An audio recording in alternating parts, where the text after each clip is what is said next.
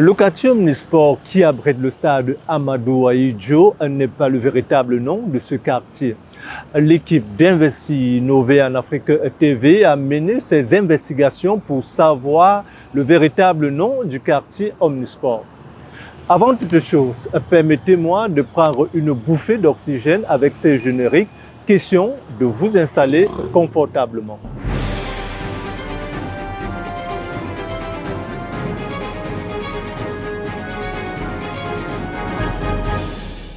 Le quartier Omnisport fait référence au stade Amadou Ahidjo.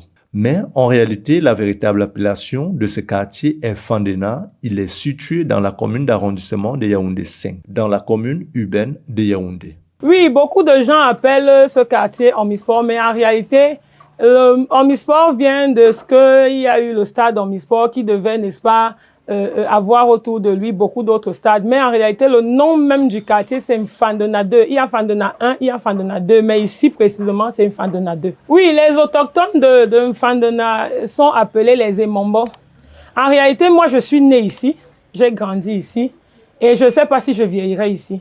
Et les gens qui m'ont vu naître ont coutume de m'appeler Ngonemombo. Donc, en réalité, les gens qui sont d'ici, les Ewondo qui sont d'ici, ce sont les Emombo.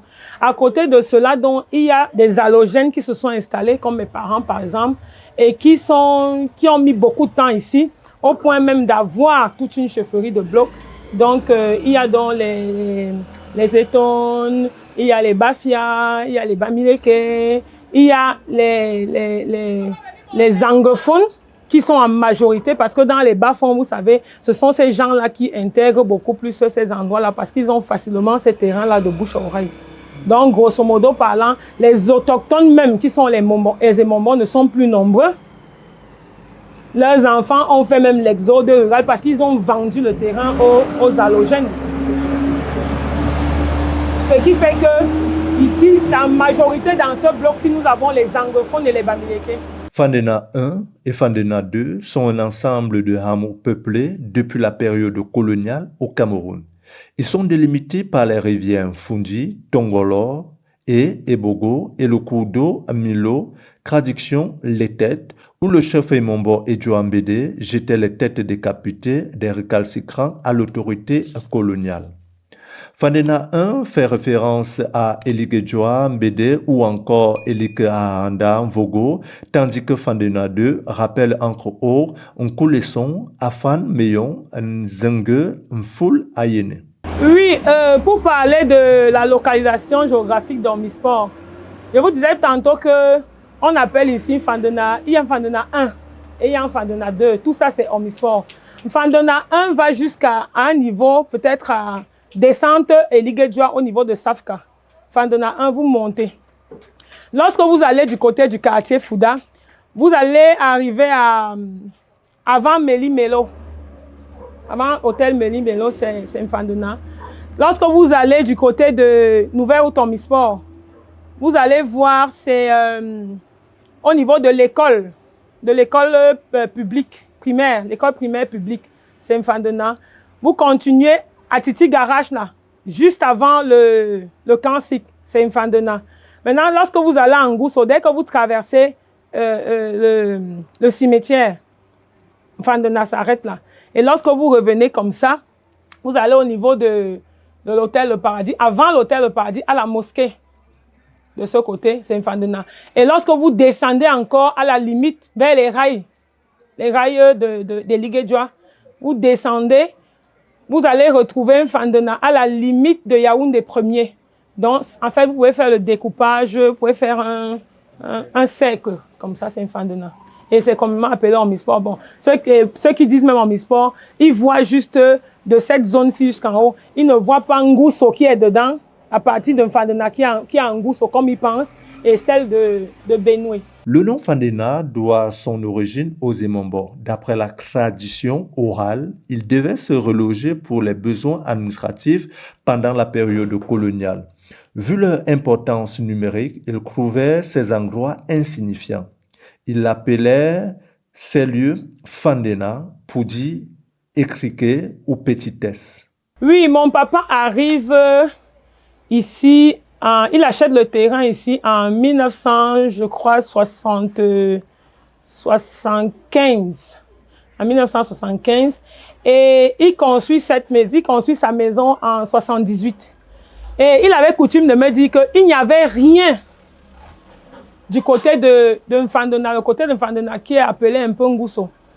Et ils avaient l'habitude de faire même la chasse parce qu'il y avait même les singes qui venaient ici. Il y avait les animaux qui venaient et ils tuaient ces animaux-là. Il n'y avait pas de route. Il n'y avait personne partout là. Il y avait juste un propriétaire terrain qu'on appelait Yéné et Satan. Yéné Denis et son frère Yéné, mais appelé Satan.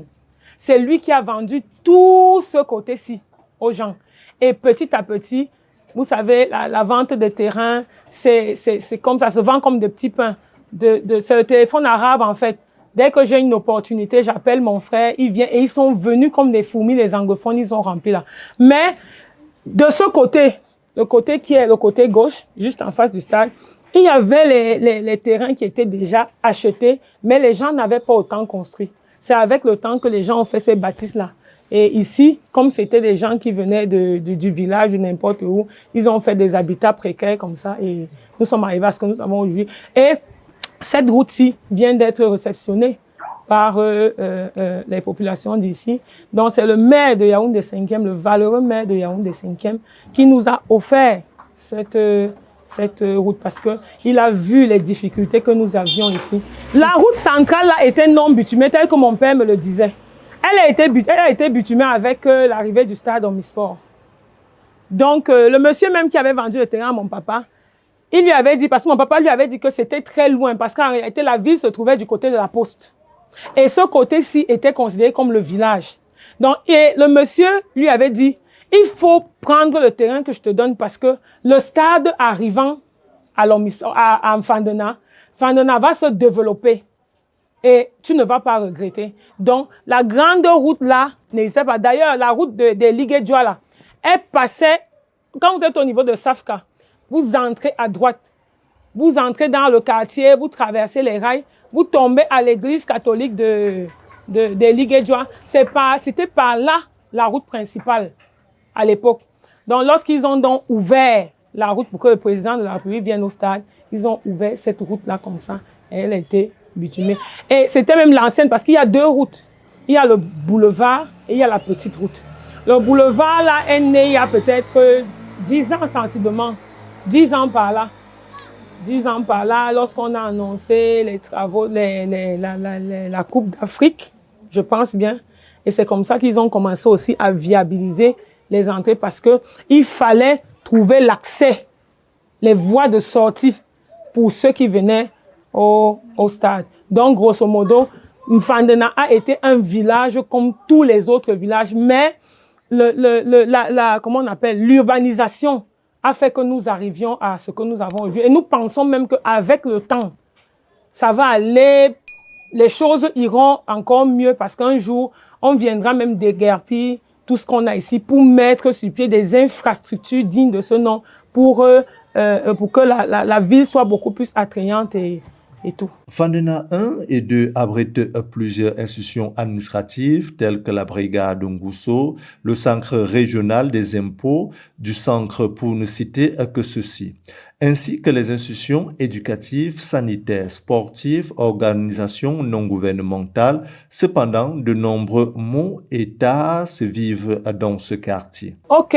pour ce qui est des problèmes que nous rencontrons ici en Mfandena 2, bloc 2 et lobby, le premier problème, c'est celui que posent les jeunes. Les jeunes sont oisifs.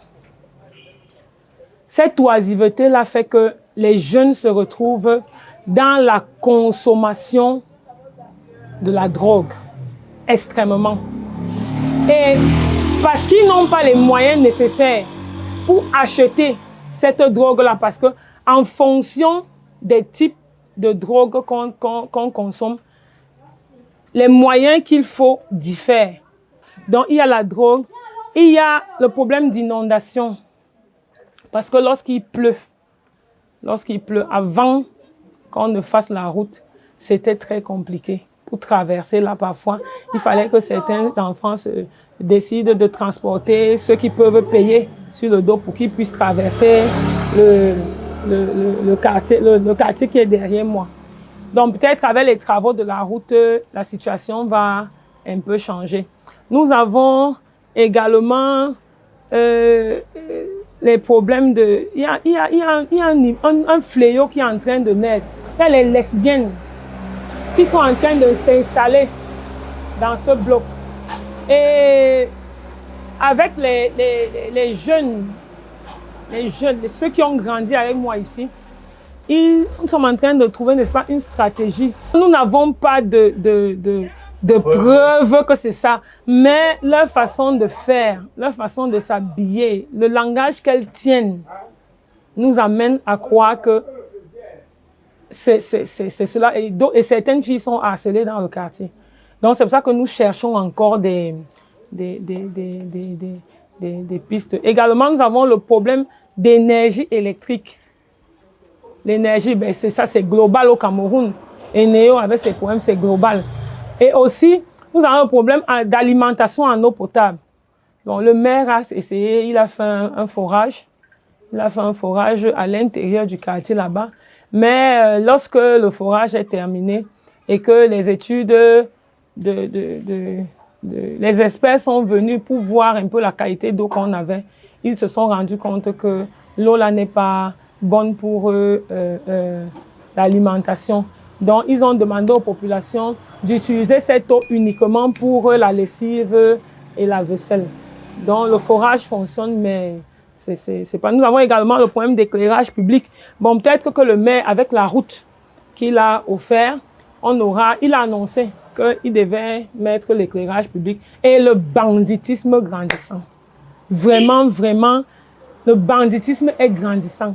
Moi-même, en tant que chef de bloc, quand je sors là, à une certaine heure, pour que je ne sois pas victime d'agression, je me fais accompagner par quelqu'un.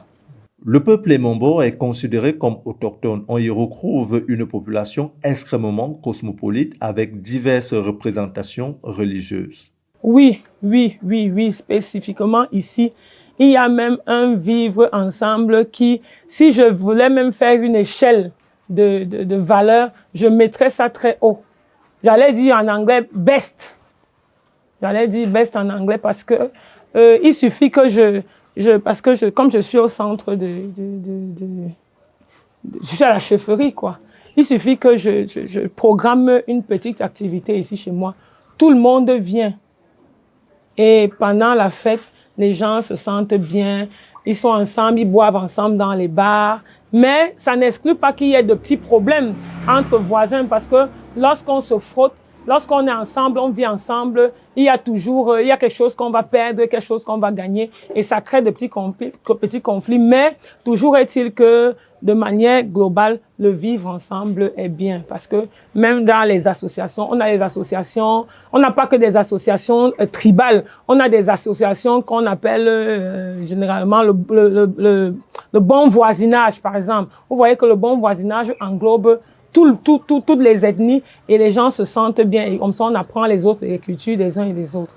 L'arrivée du stade de Omnisport a fait beaucoup de bien aux populations de Fandena 1 et 2.